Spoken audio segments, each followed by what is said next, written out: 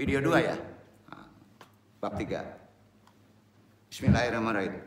Mengakui kebenaran mutlak Allah, kalimat tahlil, kalimat thayyibah, kalimatul haq, pasti akan mendapatkan surga yang dijanjikan.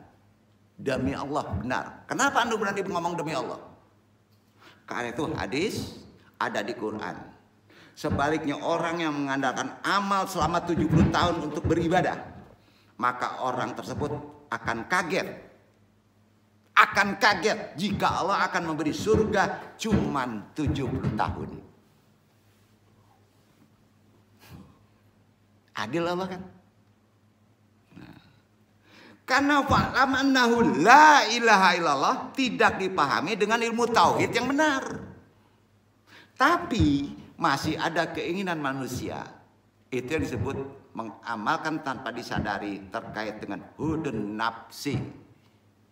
Ada keinginan nafsu. Ini andung kasih informasi secara benar, secara sisi spiritual, perkara kolbu. Mesti gimana? Ya. Surga dan neraka adalah otoritas Allah, bro.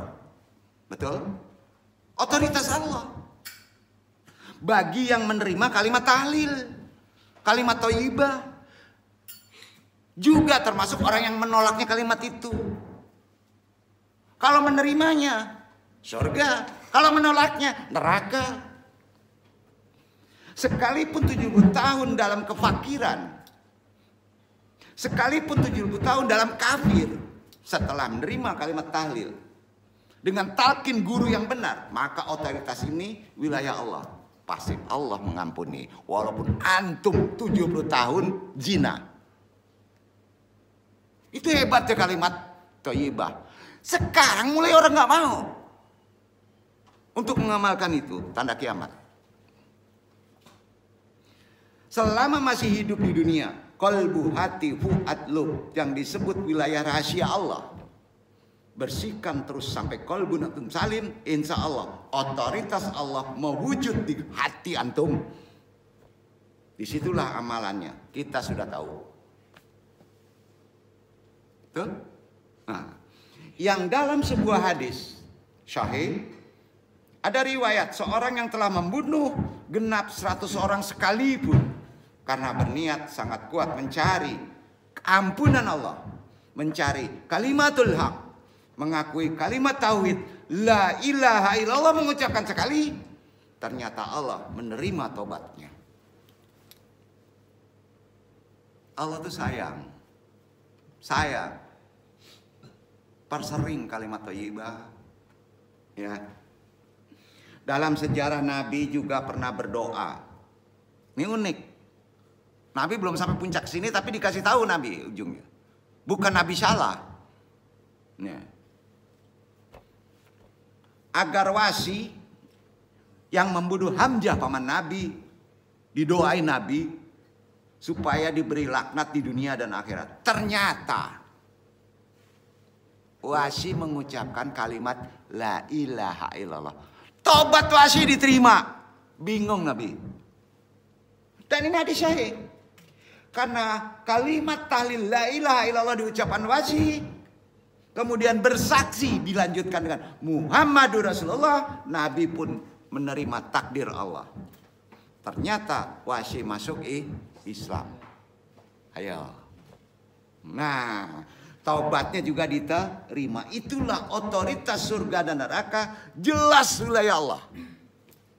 Tanpa disapu, dibersihkan dari gangguan-gangguan yang ada pada diri antum, sulit untuk masuk otoritas Allah di hati. Sepakat ya?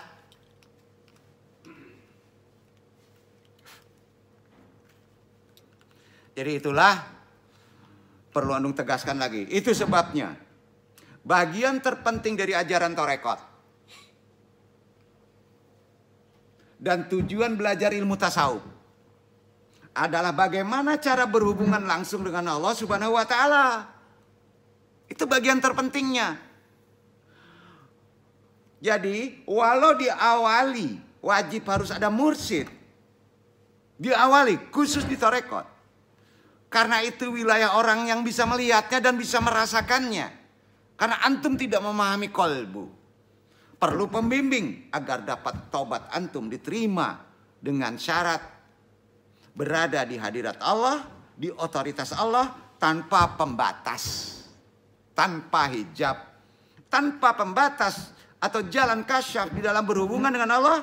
Itu menjadi cita-cita seorang syalik, para sufi, para wali. Hal yang demikian akan dirasakan sebagai sesuatu kenikmatan dan kebahagiaan yang sifatnya hakiki. Jadi perbedaan prinsip terjadi pula pada hal itu wajar, biasa. Karena perbedaan akal bertingkat-tingkat ada makomatnya pada manusia.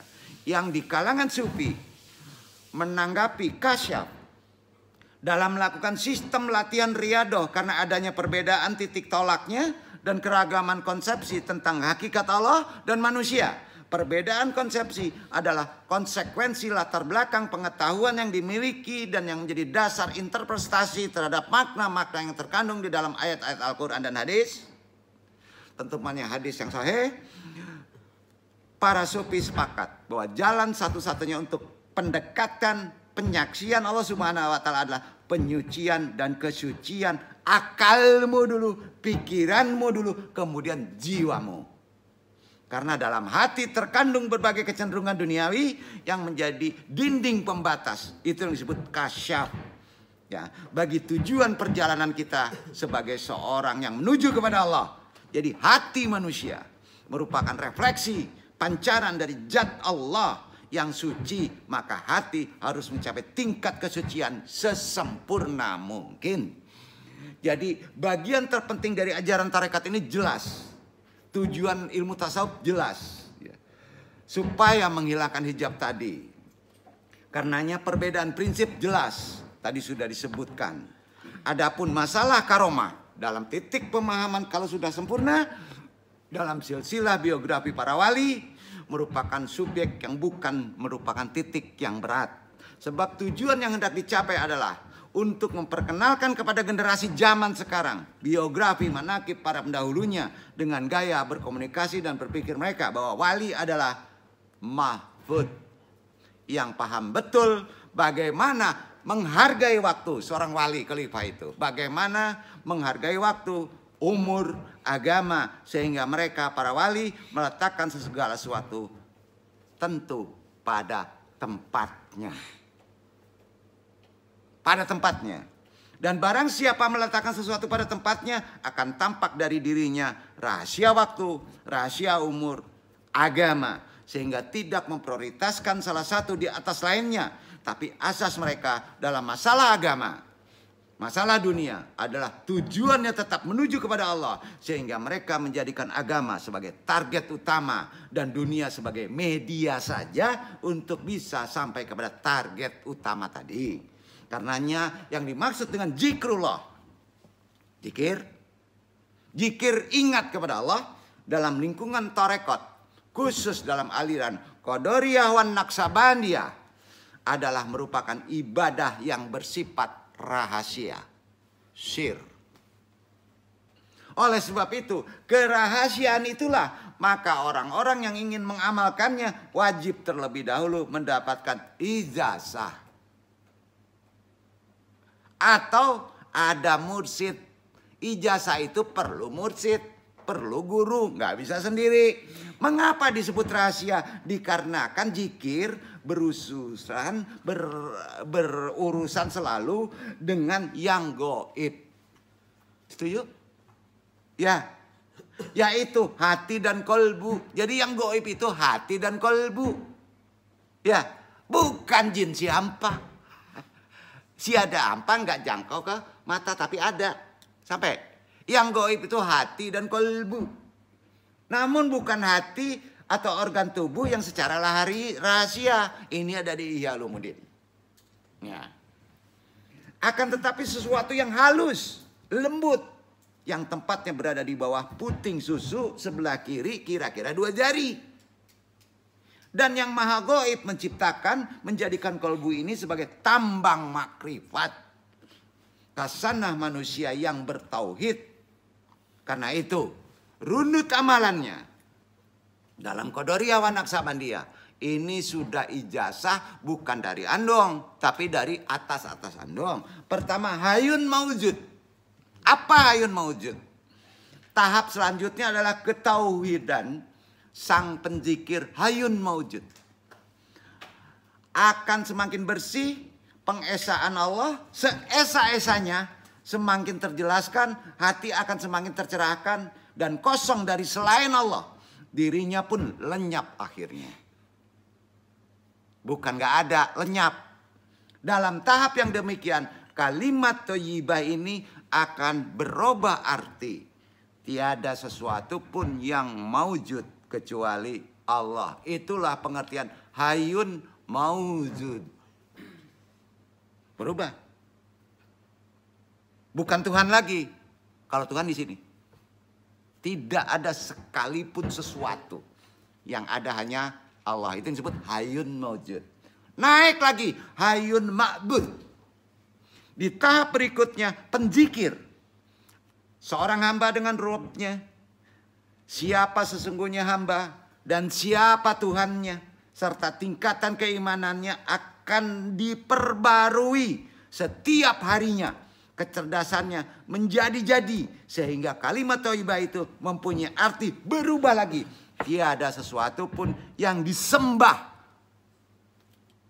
Tadi yang maujud, yang berbentuk. Yang kedua, tiada sesuatu pun yang disembah. Melainkan Allah. Itu yang disebut hayyum ma'bud. Tadi hayyun maujud. Sekarang hayyum ma'bud. Naik lagi, hayyum baqa. Semua yang dua tadi masih dalam jahar.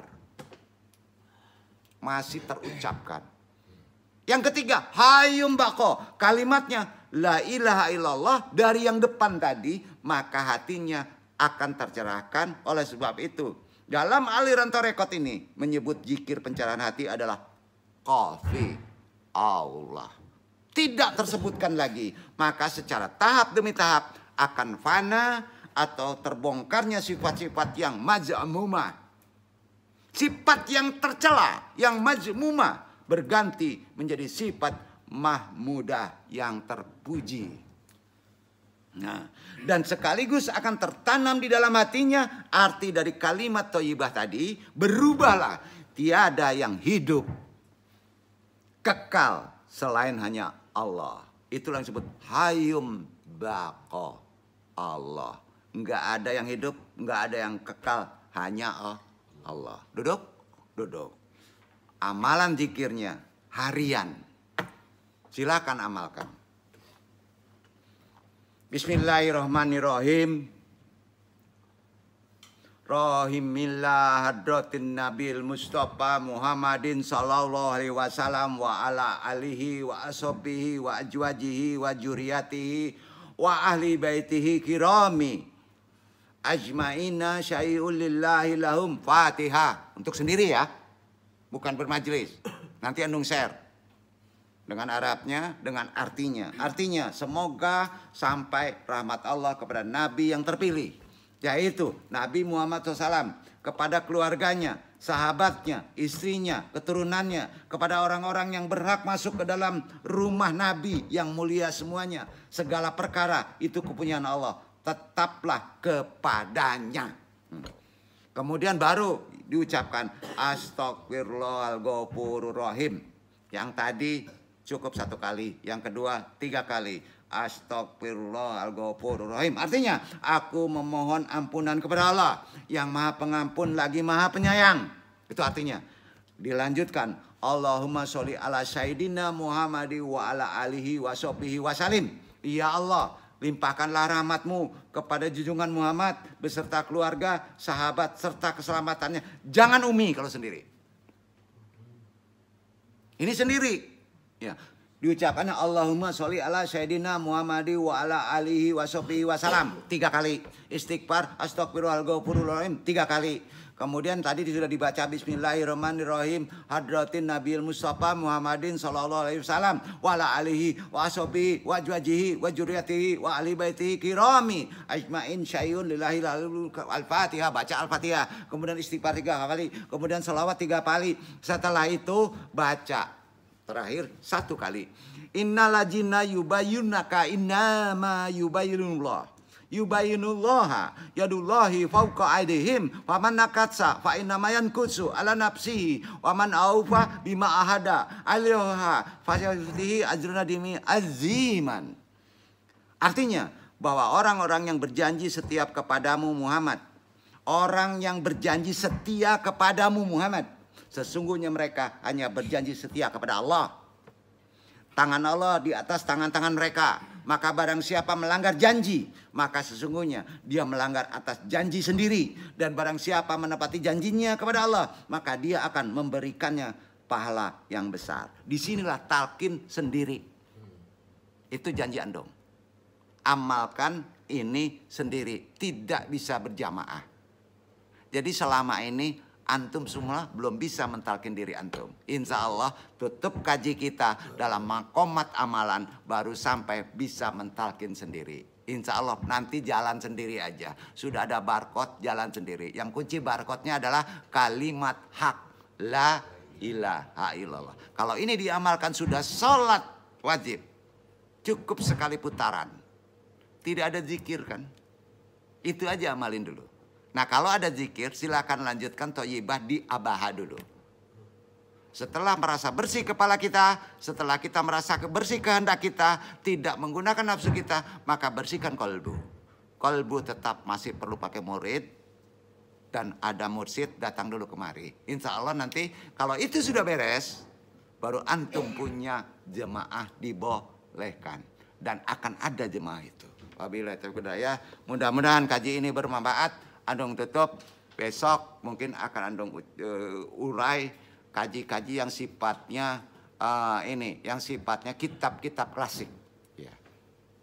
Mudah-mudahan bermanfaat ya. Sekali lagi, ini sebenarnya udah clear kaji kita, ya. Banyak maaf, mudah-mudahan ada manfaat ya, dan Allah meridhoi. Wassalamualaikum warahmatullahi wabarakatuh.